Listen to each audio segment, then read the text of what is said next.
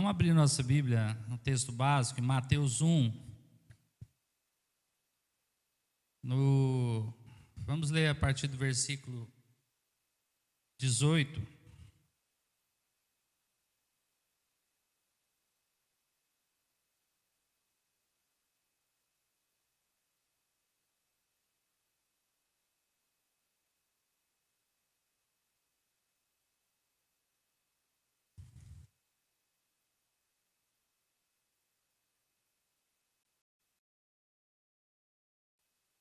Até o versículo 24.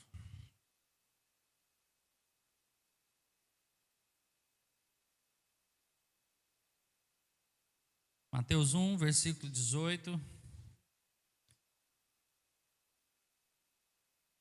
Botaram a potestade de novo ali, para vigiar eu, que é o relógio, mas ele está parado, então não tenho compromisso com ele. Se ele não está parado, ele está errado. Então, de qualquer jeito, eu estou liberto dele hoje. Amém? Mas vamos lá. O nascimento de Jesus Cristo foi assim. Maria, sua mãe, estava comprometida para casar com José. Mas antes de se unirem, ela se achou grávida pelo Espírito Santo. José, com quem Maria estava para casar, sendo um homem justo e não querendo envergonhá-la em público, resolveu deixá-la sem que ninguém soubesse.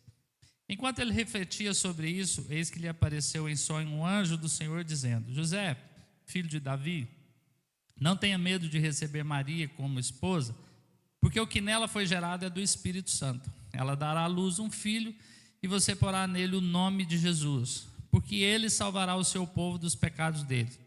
Ora, tudo isso aconteceu para se cumprir o que tinha sido dito pelo Senhor por meio do profeta.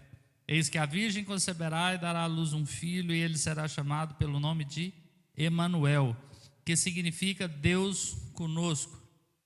Quando José despertou do sono, fez como o anjo lhe havia ordenado e recebeu Maria por sua esposa. Então hoje é dia dos pais, né? E eu quis começar com essa cena bíblica e com esse personagem que a Bíblia fala tão pouco. Então há muitos pais na Bíblia que nós poderíamos usar para estar falando, para estar homenageando. Mas eu já falei sobre esse texto uma vez, o Abnério uma vez pregou, sem nós combinarmos a mesma questão.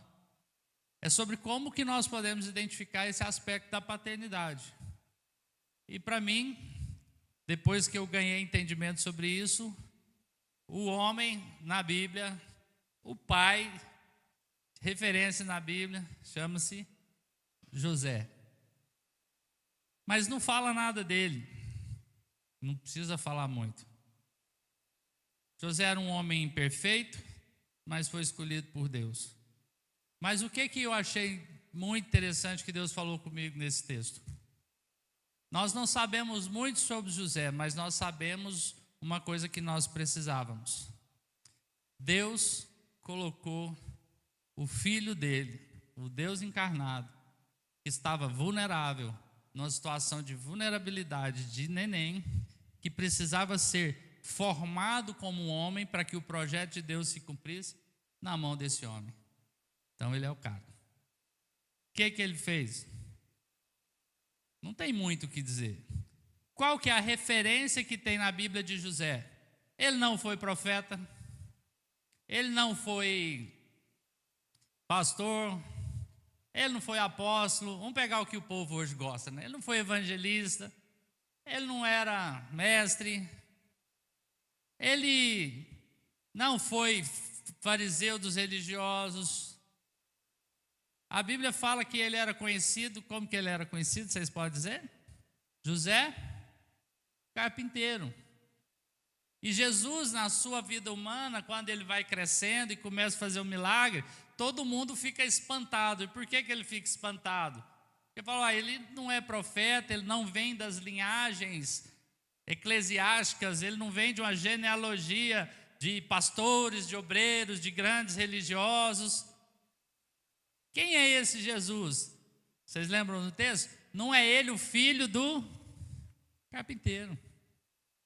Quem que é esse carpinteiro? Um homem comum, imperfeito, normal, sem cargas de religiosidade, mas que foi escolhido para ser pai. E às vezes nós temos tanta coisa que nós ficamos querendo saber. E às vezes a gente fica tanta coisa procurando buscar uma perfeição. E José não nos ensina como ser pai. Hoje nós temos tantos cursos, né? Como ser pai, como fazer isso, tantas técnicas. Nós nunca tivemos tanto material de estudo sobre casamento, sobre paternidade, sobre família, e nunca tivemos tanto problema de divórcio, de filhos se perdendo. Não tem uma incoerência aí, né? Eu estou voltando a usar algumas expressões que a gente usa no mercado de trabalho. Tem um gap aí, né? Que é o quê? Tem um espaço, tem um vácuo aí entre a realidade que nós vivemos e a teoria e a disponibilidade do poder das Escrituras sobre nós. Então nós temos um poder das Escrituras que é real, mas tem um gap, um espaço, um vácuo entre a realidade do que às vezes vivemos com o poder dessas Escrituras, e que Deus hoje possa quebrar isso em relação ao aspecto de paternidade. Primeiro de que, nós precisamos ser, eu recebi ali muitos elogios, alguns me chamaram, nossa, você é um grande pai, parabéns, que você é o super pai. Só que eu acho que ninguém estava pensando muito na qualidade, não, estava pensando na quantidade, né? Então a quantidade está me dando um moralzinho assim de ser um super pai, mas eu queria saber se vocês veem isso de qualidade, né? E aí fora os agregados, né? Fora os agregados, as agregadas, né? Beca, Débora, que a gente brinca muito, que são como filhas, né? Então, José nos ensina uma coisa interessante nesse texto. O anjo aparece, dá para ele um sonho.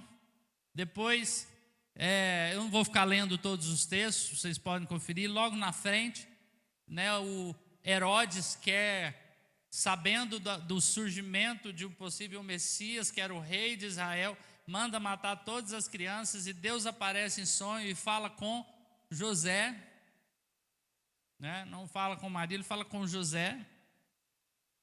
E José nos ensina aqui duas coisas nessa situação. A primeira, ouvir Deus. É isso que nós precisamos. Você não precisa ser perfeito. Alguns pais aqui já estão sendo vô e já tem bisavô aqui, né, senhor João? Tem bisavô já. Então, não está tarde. Continuamos aprendendo com José o que é sermos duas coisas: ouvir Deus e obedecer à voz de Deus.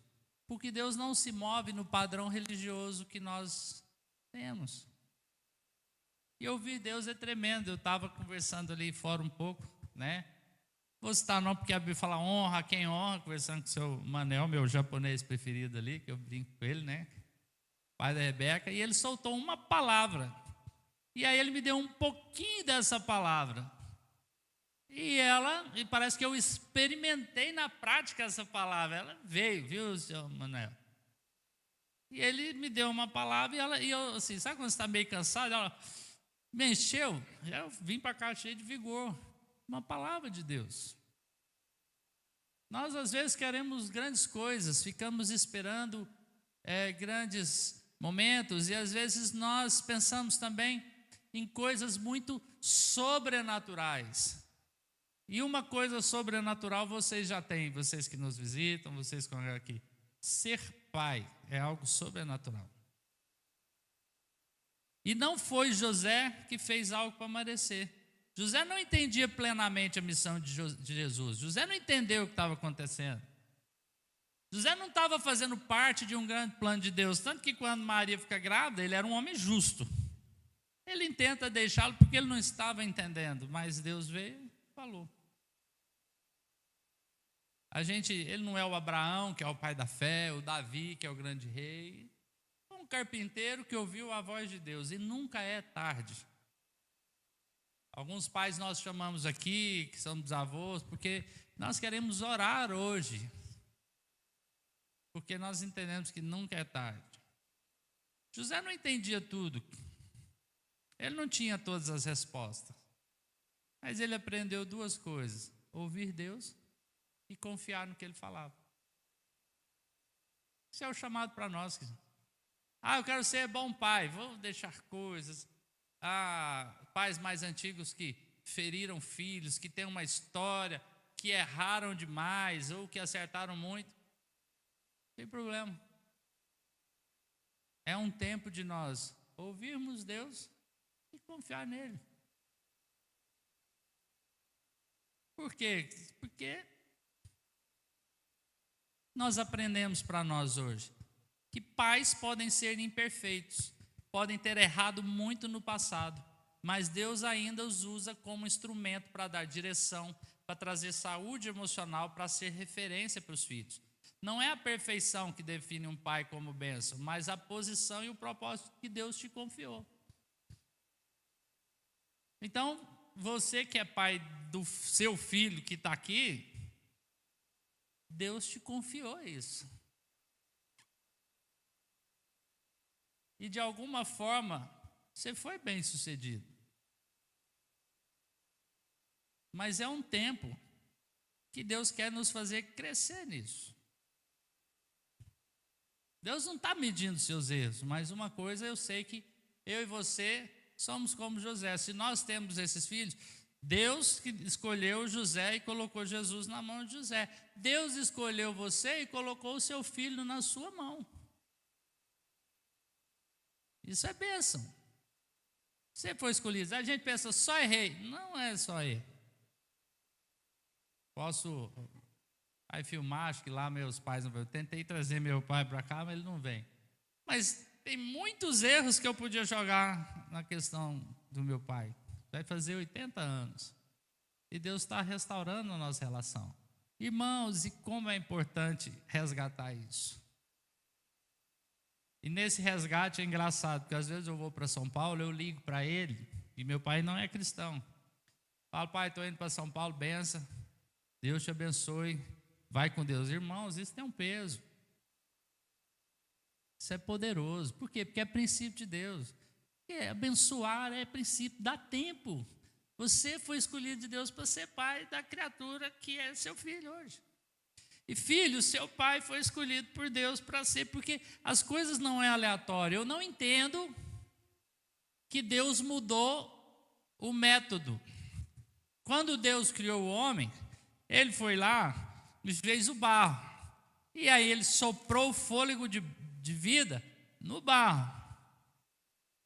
E homem e mulher foi feito. Amém? Não é isso que Gênesis está dizendo? E isso não é simbólico. Depois eu posso falar sobre isso. Mas aí, esse homem pecou. E aí precisava Jesus nascer. E Deus fez a mesma coisa. Através do Espírito Santo, que é o sopro do Espírito, ele soprou o fôlego de vida. Ele não vai soprar mais no barro. Ele soprou em Maria. E os seus filhos, irmãs, foram soprados pelo Espírito Santo. E os pais escolhidos para serem o pai dessas crianças. Deus não mudou isso. Por quê? Porque nós recebemos o fôlego de vida que vem de Deus, e nós só podemos receber isso se for o sopro do Espírito Santo. Porque se fosse a nossa capacidade biológica, tinha gente aqui que ia ter 500 filhos. Cada relação ia gerar um filho. Por que não acontece? Porque um filho é gerado pelo sopro do Espírito Santo. E o filho que você gerou, o pai, foi uma escolha de Deus de colocar esse filho na sua mão, e isso é bênção. Amém? Não é bom? Eu fiquei impactado isso. Então, nós temos esse poder de abençoar. E hoje você é como José. Pode ouvir Deus.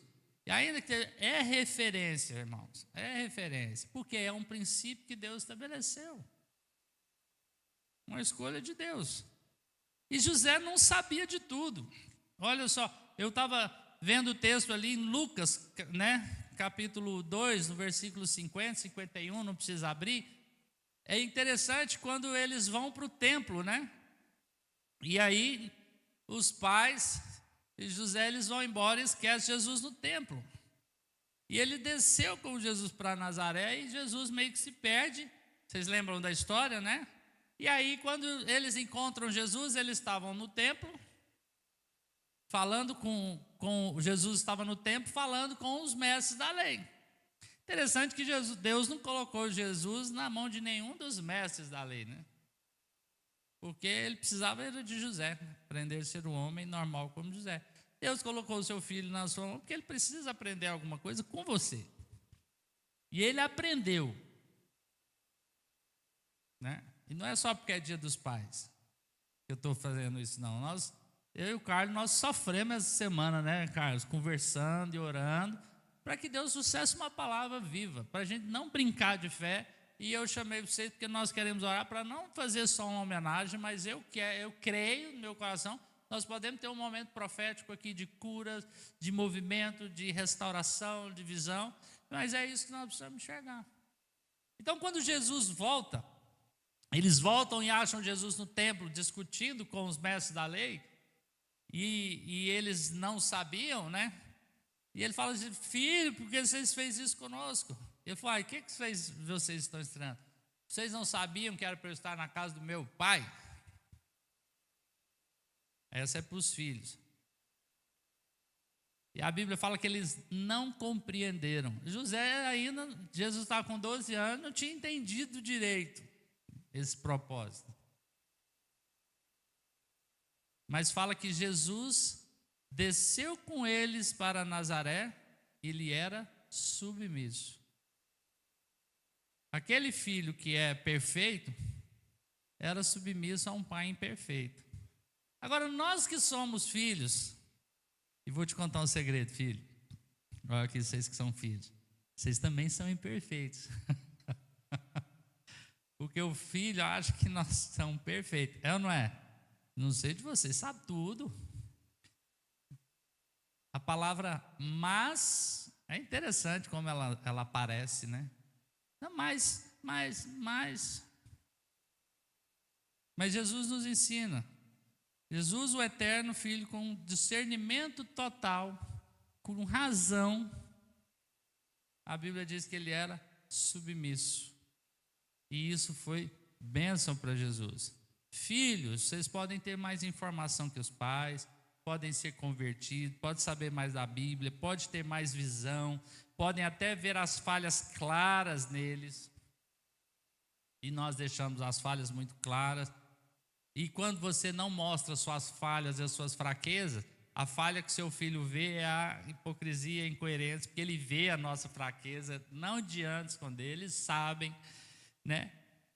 Mas mesmo os filhos aqui, chamados de Deus para honrar, para submeter, que estão na igreja, reconheça que o pai continua sendo a referência e um instrumento de Deus. Nós estamos debaixo de uma autoridade de bênção. Por isso, toda vez eu vou para São Paulo, ligo meu pai, viajando bem, ele fala assim: Deus te abençoe. E irmãos, sério, é poderoso que ele fala, ele manda às vezes mensagem assim: põe-me a bênção nos meninos, põe-me a bênção na Kelly e todos aí. Irmãos, isso é cura. Nós somos abençoadores. Ah, mas meu pai, sim, nem é cristão, não está bem. Ele tem autoridade de abençoar. Seu filho foi a escolha, você foi escolhido para ser esse pai do seu filho, para abençoar, para ser instrumento de cura, para ser direção. Só que o que aconteceu, e aqui entra o discernimento, temos uma batalha espiritual nesse aspecto de relação entre pai e filho. Existe um problema muito grande que começou na queda. Como o evangelho entra em tudo? A queda gerou o pecado e o pecado gerou uma ruptura nas relações entre os homens e principalmente uma ruptura entre pais e filhos, que hoje a gente tenta explicar com a psicologia, com o humanismo, que é um choque de gerações. Não é um choque de gerações. O orgulho, a rebeldia, o autoritarismo, a dominância entraram na história. Romanos lembra que todos pecaram e carecem de Deus, e o distanciamento entre pais e filhos não é só uma questão emocional, não é só uma questão cultural, não é só um choque de gerações, é um problema espiritual. Sabia disso? Por quê? Porque Deus tem um propósito nisso. Deus tem um chamado para isso. E Ele traz uma solução em Malaquias 4:6, que Ele diz: e Deus converterá o coração dos pais aos filhos e o coração dos filhos aos seus pais, para que eu não venha e fira a terra com maldição. Desde a queda há um rompimento intensificado pelo inimigo, pelo mundo, pela carne, que trabalha para colocar os filhos contra os pais e os pais contra os filhos. Mas isso está sendo quebrado. E Deus vai quebrar isso. Deus quer tirar dos filhos a acusação de que, porque o meu pai foi isso, meu pai foi aquilo. Quando você conhece Cristo, você é uma nova criatura.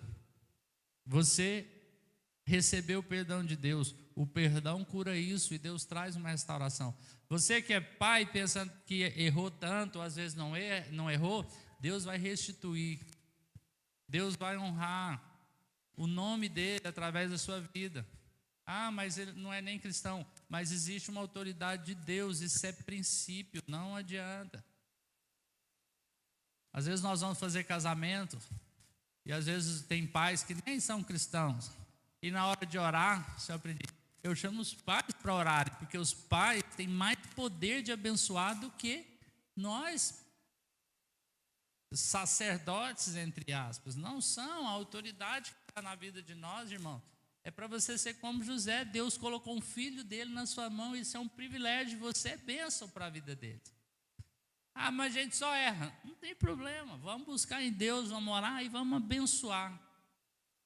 Vamos parar de trazer maus relatórios, falar mal da geração Z, porque Deus vai usar essa geração. O mundo está querendo usar, mas Deus está querendo usar. E vocês, ou seja, olha eu querendo sair da geração mais velha, né? E nós, que eu sou do meio, nós, essa geração de pais, somos os instrumentos de bênção para esses filhos. Eles dão trabalho demais. Bem-vindo, é para isso que o nome educar apareceu. E o que Deus está fazendo? Deus está trazendo para nós um mover que é espiritual, que só é possível pelo poder do Espírito Santo, uma conversão do nosso coração aos nossos filhos. E o que é essa conversão do nosso coração aos nossos filhos? Eu tenho certeza, todos nós pais, nós queremos que os nossos filhos cresçam, seja maduro, seja bem sucedido. E quando fala bem sucedido, em que você pensa? Fala, deixa eu sozinho aqui não. Aqui é mais alto, então você precisa falar mais alto. Quando nós falamos uma pessoa é bem sucedida, você pensa em quê? Dinheiro. E eu tenho pena de gente. Tem gente que ele é tão pobre que ele só tem muito dinheiro. E o seu filho é rico porque ele tem você como pai. Você acredita?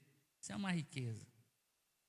Que hoje Deus pode trazer algo de maravilha, de você experimentar algo nele, de ver a graça que é.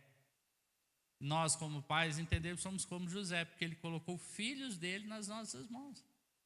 Imperfeitos, falhos, mas que se o nosso coração voltar ao Senhor, Ele vai nos conduzir. Nós temos autoridade, nós temos poder para que eles sejam bem-sucedidos. E a Bíblia nos diz que bem-sucedido é aquele que não anda no caminho dos ímpios, que não anda na roda dos escarnecedores, que não anda no conselho dos ímpios, não anda no caminho dos pecadores e não senta na roda dos escarnecedores. Ele vai ser bem-sucedido. Não só no financeiro, porque não está errado, viu? A gente pegou um negócio na igreja de falar mal das prosperidades, não está errado. Deus quer ver seu povo próspero. A gente só não pode pegar para nós o dinheiro que Deus colocar na nossa mão para usar no reino dele. Nós somos instrumentos. Mas quer ele bem-sucedido emocionalmente, quer eles bem-sucedidos no casamento, quer eles bem-sucedidos na fé. E ser bem-sucedido na fé não é ser alguém grande, um pastor religioso, é ser alguém que vai cumprir o chamado que Deus trouxe para ele, o que Deus tem para ele. Eles vão se espelhar em nós, sabia, irmãos? Eu posso falar, eu e o Carlos, nós podemos sentar com alguns meninos aqui, né? Principalmente os jovens que estão às vezes mais próximos. A gente fala com eles até espuma a boca. O pai vem, fala uma frase, acabou. Por quê? Porque é um privilégio que Deus deu da autoridade nos nossos filhos, está na vida dos pais. A igreja é algo para criar um ambiente, para cooperar com os pais. Então Deus está fazendo uma obra de quê? De converter o nosso coração aos nossos filhos e converter o coração dos nossos filhos a nós, e nesses dias quebrar.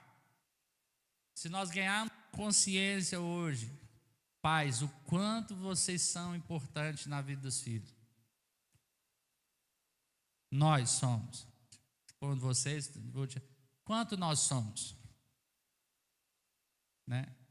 Uma palavra, uma segurança. Não tem jeito. Isso vem. Estava conversando esses dias, olhando.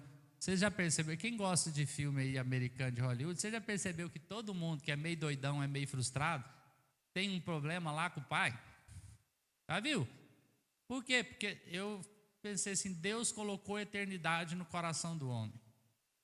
Todo mundo, todo herói, todo matador, todo filme ação, o cara tem um problema a resolver com o pai. Por quê?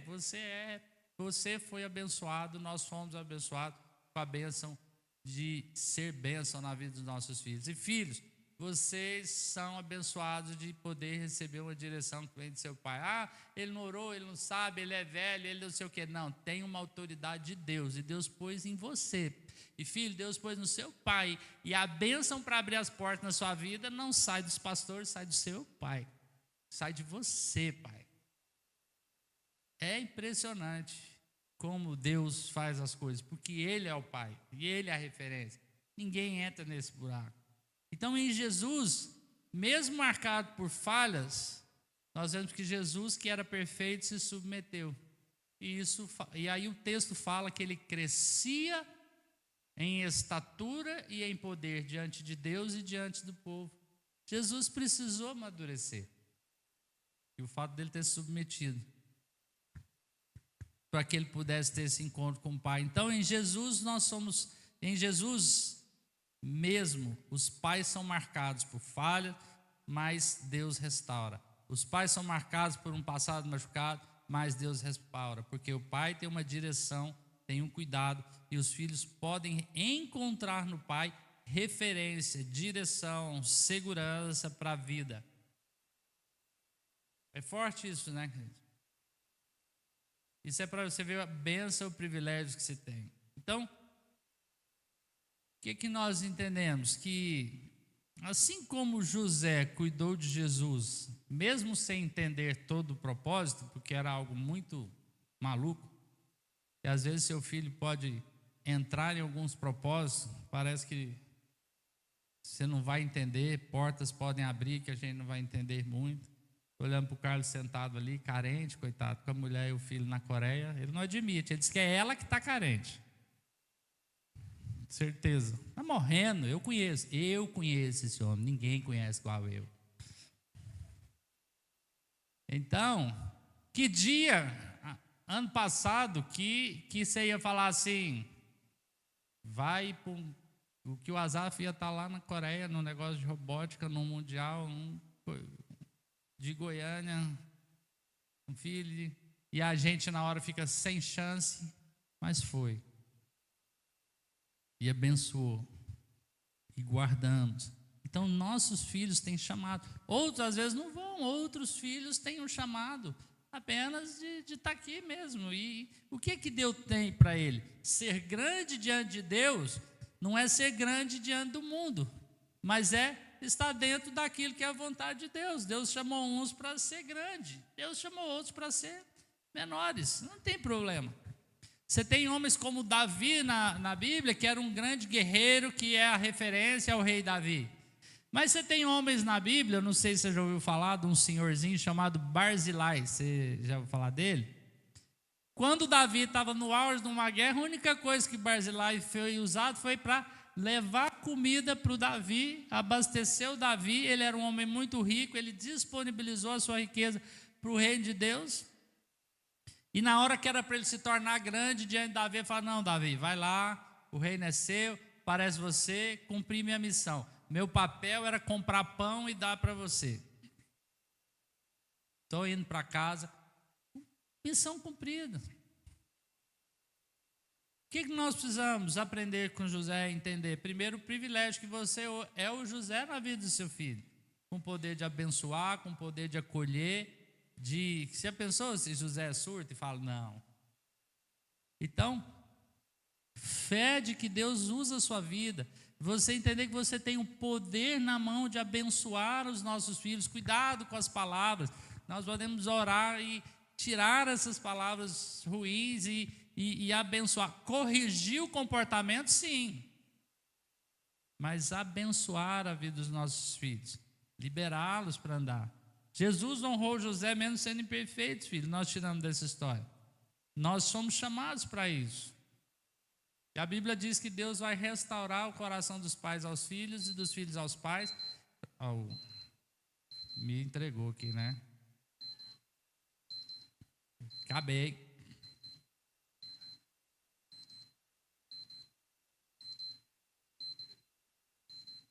Não, a tecnologia é bom, ela trava na hora que não pode, né? Isso. Eu não imaginei, das outras vezes ela não apitou, ela foi mais discreta. Mas, estou encerrando, queridos. Pais e filhos reconciliados é a resposta de Deus para essa geração. Pais e filhos reconciliados é a resposta de Deus para o mundo. Por que vocês acham que o mundo, o diabo, o humanismo, o reino do anticristo quer bater tanto em destruir a família? Por que o mundo está batendo tanto em destruir a imagem paterna, essa sociedade patriarcal? Porque ela é fonte de bênção, porque ela é o canal de liberar a tudo aquilo de Deus na vida dos filhos. Não vem pelos pastores, vem pela vida dos pais. Nós somos serviçais para ajudar você a ouvir a voz de Deus. Nós não temos o papel de falar direto, mas conduzi-los a ouvir a voz de Deus, como pastores, né? Mas você tem esse privilégio. Pais e filhos reconciliados é a resposta de Deus para esse caos que tem no mundo, que o pecado gerou. É um sinal vivo que o reino de Deus está atuando na terra. Se nós olharmos, nós vamos ver tanta coisa. E não tem a ver com você ser um pai bom ou você ser um pai ruim. Tem a ver com que, se você é o pai, você foi escolhido de Deus e a autoridade na vida desse filho, e tem a bênção e o privilégio de ser o canal de liberar todas essas bênçãos sobre a vida deles. E filhos, está no pai essa liberação de bênçãos. Tá, mas você não conhece, foi tudo errado. Não tem problema se foi tudo errado. É um tempo de que, se nós estamos em Cristo, somos uma nova criatura. É um tempo que nós precisamos discernir que Deus está fazendo esse movimento. Nós tivemos em São Paulo e o assunto foi esse. O tema lá do Ticum era a revolução de Elias. E o que é a revolução de Elias? Conversão do coração dos pais aos filhos e dos filhos aos pais. Então, assim como Deus, que eu queria trazer para nós, colocou Jesus na mão de José, seu filho foi colocado, nossos filhos foram colocados nas nossas mãos por Deus. Então, em vez de a gente ficar com aquela, que responsabilidade, que tensão, porque eu creio que isso é diabo tirando da gente o foco do que Deus nos chamou, mas isso é para nos trazer a alegria, a paz do privilégio de saber que Deus quer nos usar como os instrumentos de bênção, de que os céus venham para a terra, na vida deles. Tem responsabilidade? Tem, mas o poder de Deus é maior. Eu fico com medo. Não devia. Por quê? Porque nós vamos fazer isso no poder do Espírito Santo. Deus não nos chama para ser perfeitos. Deus não diz que você não pode errar. Mas como José, nós podemos ouvir. A intenção de José, a gente usa, né? Ele era um homem íntegro, era justo. Mas a intenção de José era deixar ela, porque tinha um mal entendido. Mas nós temos o privilégio de ouvir Deus, porque Deus quer expressar a paternidade dele através de nós. Isso é privilégio, isso é motivo de alegria, isso é motivo de nós recuperarmos o fôlego e enxergar que essa é a maior missão que nós temos na vida, não é religiosa. E que o Espírito Santo possa ministrar em nós revelação sobre isso. Amém? Carlos? Quer? Posso ir? Então, o que veio no nosso coração?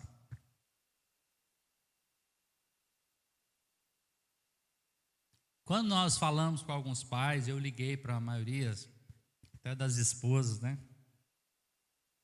Trazer os filhos para preparar, para estar juntos. Eu queria que nós, vamos ficar de pé, que nós nos reuníssemos. Tem alguns pais aqui que estão só, né? O Luiz, que a família viajou. Às vezes o seu pai não está aqui, você está isolada, mas eu queria que nós acolhêssemos, né? A Beca, a Cláudia, a Anísia, nós pudéssemos, que vocês tivessem liberdade de estar trafegando no meio, mas eu alimentei e eu creio numa expectativa profética de nós orarmos com os que são pais, você mulher, você seus filhos, abençoando, ministrando sobre ele autoridade.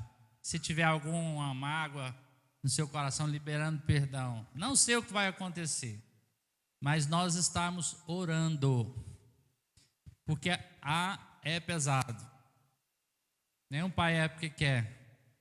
Então vamos criar esse movimento, saímos dos lugares, filhos, esposas, vamos estar juntos, orando. Até eu ia chamar os irmãos da música, mas vamos ficar sem música um pouco, porque o André é pai, eu quero descer, né?